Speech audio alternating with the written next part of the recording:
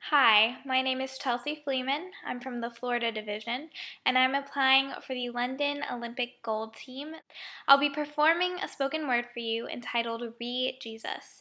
It's based off of Michael Frost's session at Re-Effect, and I felt like of all the sessions at Re-Effect, that was the one that most impacted me. I learned the most from it. I learned the most about evangelism from it.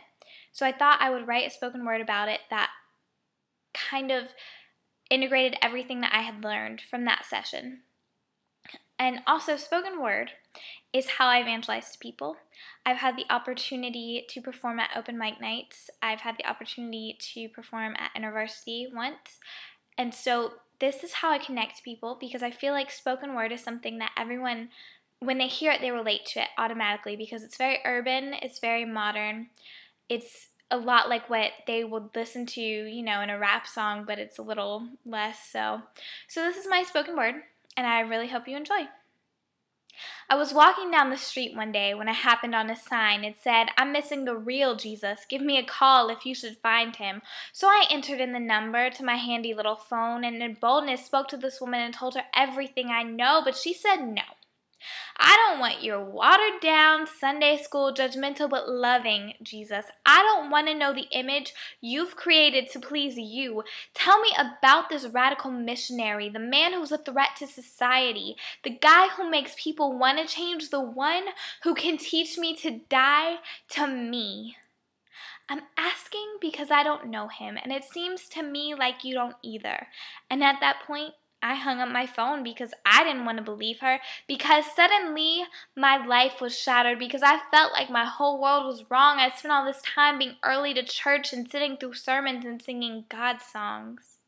But she made me realize I put God in a box, and I hammered down the lid, and every so often I'd look inside it thinking that's who the real Jesus is, picking and choosing the things I liked and deciding I didn't really need more, erecting an idol of a false image that I'm not so sure about anymore. Who is Jesus? I'm afraid to ask this, but then again, maybe the question's the challenge. Who is Jesus? Was he a gentle teacher, or was he a shady preacher? Or was he simply just a man trying to make heaven's hand reach down? Or was he really heaven's hand reaching to save us? Were his miracles more than a ploy to amaze us?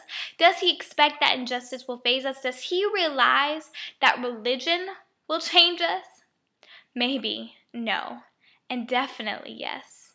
He knows that the church will try to conform us, but this is the reason we have to be sacrilegious. Our ultimate goal has to be forgiveness, and we can't buy in to selective acceptance, because the real Jesus included, because the real Jesus was messy, because I have my preconceived theories, but the real Jesus would best me. See, Jesus came simply as a man. He was hanging with sinners. He was building street credit, and I don't want to edit, so he probably loved gays, and he probably hugged prostitutes, because he does not hate.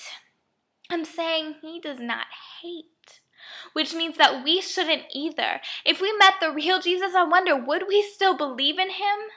And not the religious Sunday school, judgmental but loving healer, not the one who died on the cross for only a few of the righteous believers. Because face it, everyone is a sinner, but somehow God let us be forgiven. Thank God he sent his son to die, because the real Jesus wouldn't condemn us, even though we deserve to die. Thank God the real Jesus would not condemn us.